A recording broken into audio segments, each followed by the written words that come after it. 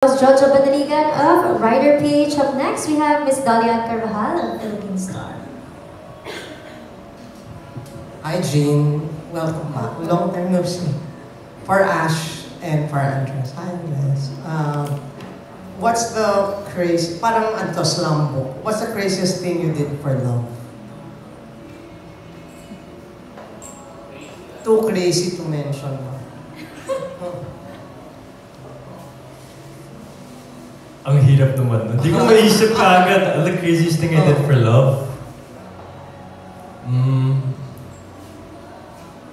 Yung love mismo talaga. I think love is the craziest thing I've done for love. Kasi parang, you know, when you're feeling love talaga, or feeling these emotions, it's a crazy thing, diba? It's never flat, you know, it's dynamic talaga, you know. So, yun, loving is the craziest thing I've done for love. Ako naman po, siguro yung pinipilit mong intindihin yung mga bagay na hindi mo maintindihan. Yung parang kahit hindi na siya nag-make sense, parang tinatry mong mag-make sense siya para lang hindi mo wala. Mga ganun. Oh, God. Wow. Si Andres ba yun?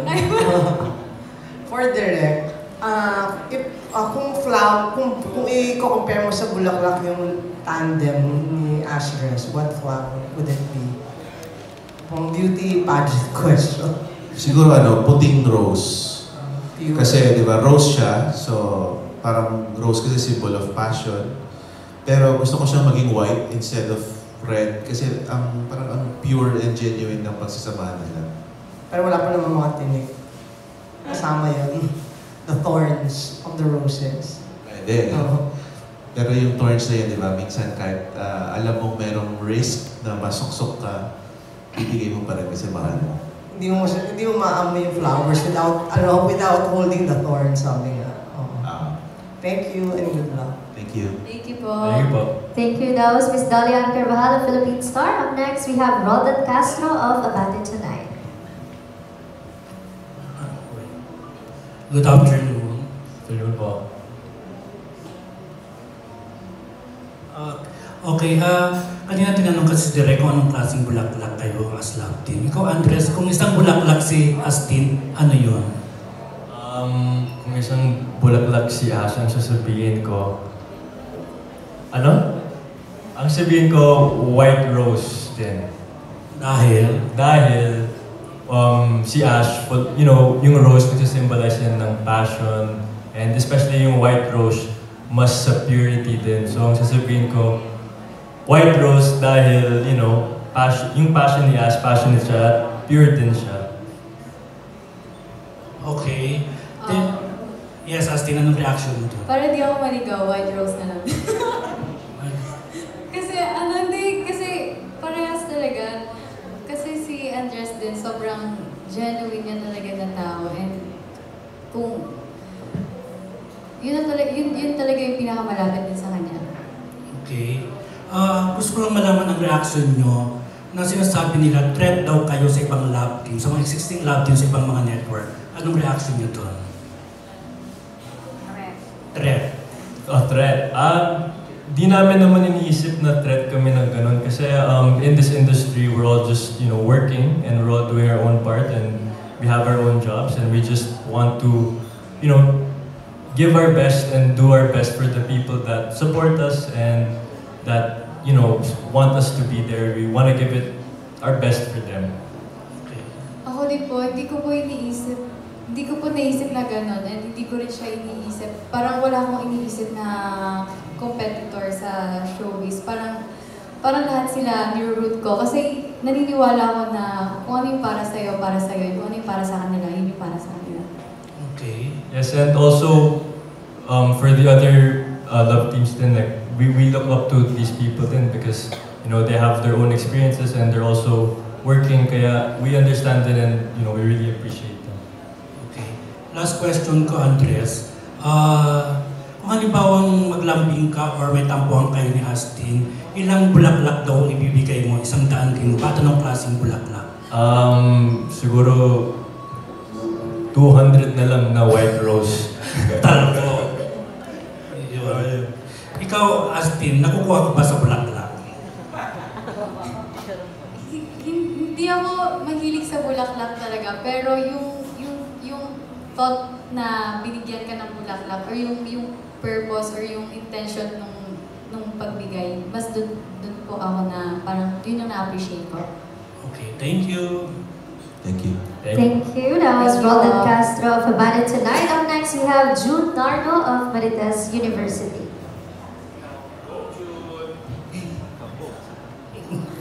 Ito na, dali. Hi, hello. Congratulations. Thank you po. Andres, ano suporta binibigay mo as a love team? Di ba? Ano suporta ang binibigay mo kay Astin? Kasi nga just recently, may mga natatanggap siya, di ba, gandang comments. Now that may movie na naman kayo, may first movie yung kayo, check na mas marami kayong matatanggap na hate comments and everything. Ano support binibigay mo? Pag mayroong ganun sa Kami ni Ash naman, we support each other din kasi, you know, she's my partner dito sa project nito. And kahit sa Mutya, we've been supporting each other.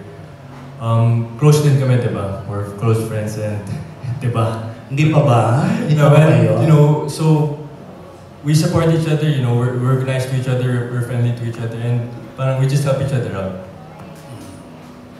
Ano naman ang nararamdaman mo sa pag-suporta ni Andres at yung pagtatanggol sa iyo ng Viva? At ano ba yung ibinabato sa iyong intriga para masaktan ka? Wala naman. Kasi ako kay Andres, sobrang thankful din ako kasi malaking bagay din po yung may mga friends ka na mapagkakwentuhan, ganyan. And sobrang thankful ako sa mga taong willing po talaga makinig. And sa tungkol doon, parang wala na po, natatawa lang po ako kasi siguro kung totoo siya, masasaktan ako. Buti naman din. Oo. Hayaan mo lang yung mga passion na yung mga haters mo, di ba? So after this, kaya magkayong laban na kayong dalawa. Ano po ulit? After filming this film, siyempre with Direct Jason, marami kayong mga romantic scenes together. After this, magkayong laban na kaya sila Direct? Sila lang ang makakasagot. Sagutin nyo nga. Padayo siya. Ako naman, si Ash is, you know, she's my partner dito. Parang nag-stutter kayo. Parang nauutal ka. Di po. Hindi pa ba? Sige. Yun nga, sasabihin ko nga si Ash, you know, we support each other talaga from Mutya and now sa Minamahal with Direct. And, you know, parang we're very professional with each other talaga. And, you know, we know what's right and what's wrong. And we work well together. Yun ang importante talaga. And si Ash is also amazing to work with din. Kaya, yun. How about you, Ash? Ayun po, pinaprioritize po talaga namin kasi ngayon yung work. And sobrang thankful po kami sa mga blessings na natatanggap po namin. Kaya kami, mas gusto po talaga namin mag-focus po sa work. Kay Love naman siya. Po? Kay Love. Ulit yan. Kay Love. Kay Love, di ba? Siyempre naman. Opo. Di ba? Di ba? Di ba sama? Di ba? Good luck. Kaya yan. Di ba? Movie lang yun, ha? Thank you po. Thank you. That was June Nardo of Marites University. For our next question, we have Ben Nabus of Marites University and Hata. Yes, hello. Hello po. Yeah, good afternoon. Congratulations sa inyong dalawa. Eto na yon. Sa iyo pala. First question ko sa inyong dalawa ni Andres and Ashley. Ito na ba yung sign or a signal na officially love team na talaga ang Ashley dito sa Minamahal? Kasi, di ba, ang fandom, let's admit it, ang dami-dami mga talo-talo, diskusyon, away-away kasi sinasabi nila hindi pa official. Will this make the love team official between Ashton and Andres? Para sa amin naman, I don't recall or I'm not sure paano nagiging official yung mga love teams or ganun. Pero as for now, ang alam namin is, you know, we're working together and we were blessed with the opportunity to, you know, do another project instead of Mutya now with this. So, parang we respect each other very well and, you know, it's great to work with Ashton. Kaya yun. Ashton, your take. Ako ganun din po. Sobrang thankful po ako and sa lahat ng sa nabibigay na project po ngayon. And if ever man po na magkaroon si Andres ng ibang work or ganyan, I'll be here pa rin. Supportive pa rin po ako sa kanya. Paano nyo tinitake yung mga overkilos ng mga selosong mga fans ninyo? Kasi gusto makita kayo dalawa lang. Yung iba naman gusto makita sa iba naman. So, how do you handle this kind of Well, yun nga, for them, that's for them to decide and all. But the point is, the reason baka they act that way is maybe because it's out of love, of course. Correct. Siyempre, diba? Yun yung point yun. Parang, it's out of love because they care for us so much and we care for them din and we appreciate talaga yung support nila sa amin. Ashton, ikaw din sagot. Ay, sorry. Ako ganun, same lang din po kay Andres. And lagi namang, siguro may iba-iba po rin po kasi talagang opinion yung mga tao. May gusto. Especially your fans, yung mga supporters niyo. Ganyan, opo. And siguro mas pinipilit na natin po namin intindihin yun. And so, syempre, at the same time, thankful din po talaga kami kasi alam namin na ganun sila kasi mahal nila kami. Mm-hmm. Kasi yung iba sobrang nangingialam na no? Yung sobrang, kaya nagdidictate. Anyway, direct question ko, kasi naging formula na sa mga love story, mga young love na ganyan, yung mga kwento, rich boy meets a poor girl or vice versa, ganyan-ganyan. Tapos yung may mga conflict sa family. Without giving too much, ano po yung maaasahan namin dito dahil kayo rin ang nagsulat? At yung mga bagong touch, kumbaga, sa henerasyon ngayon na puro social media na po tayo.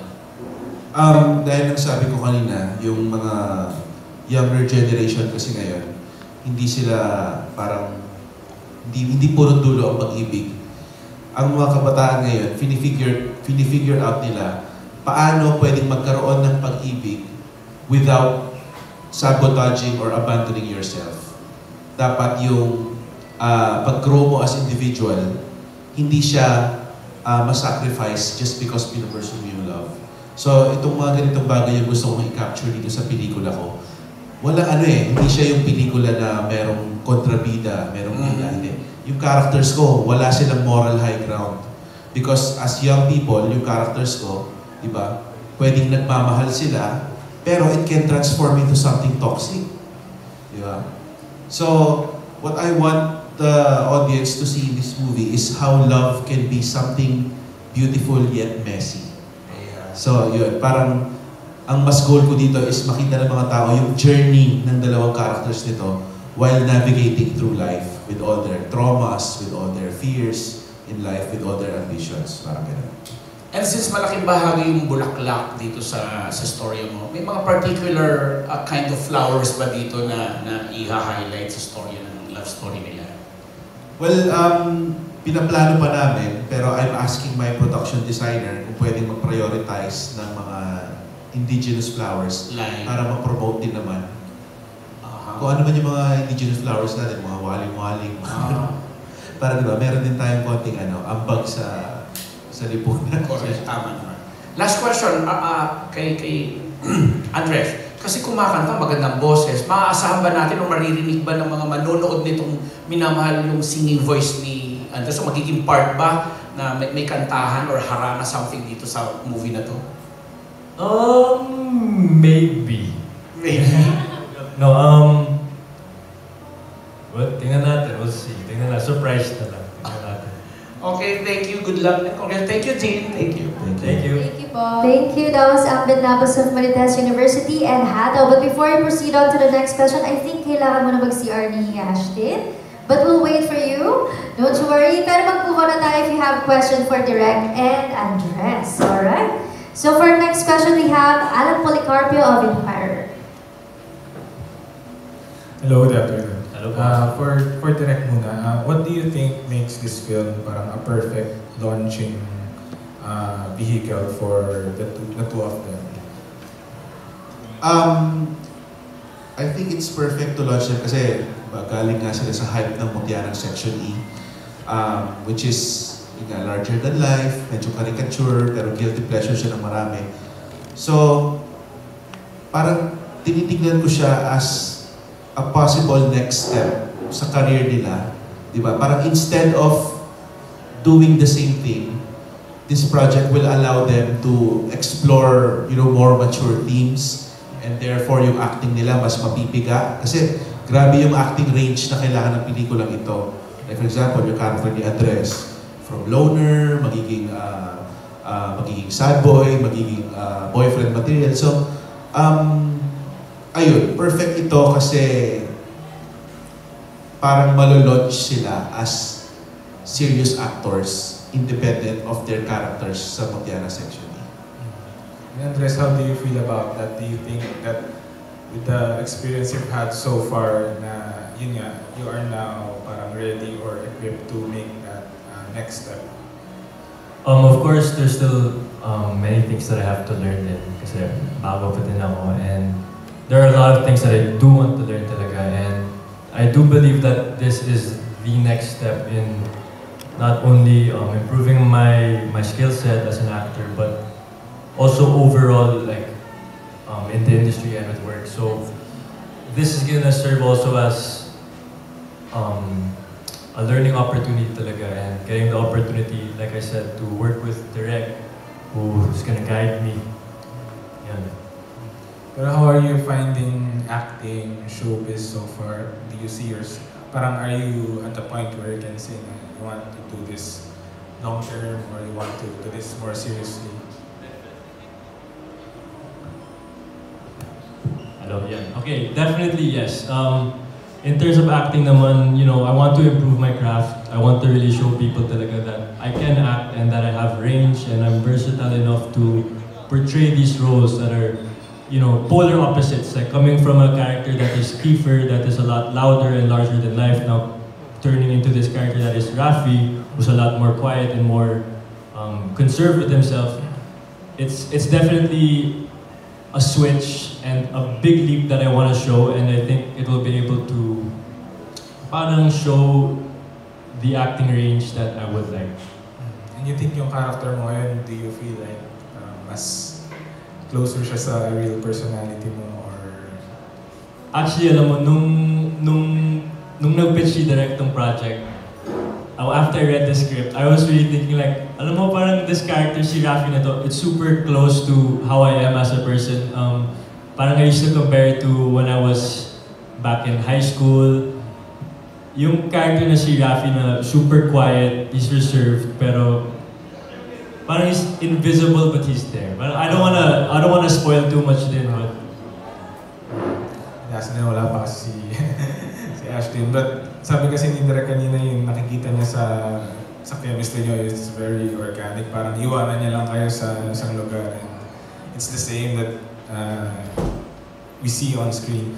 Pero kayo ba, when you're just left alone, parang ano yung mga bagay na pinag-uusapan niyo? Ano ba yung mga common interests niyo that you think allows you to connect with each other? I think maybe we talk about a lot of things set on work.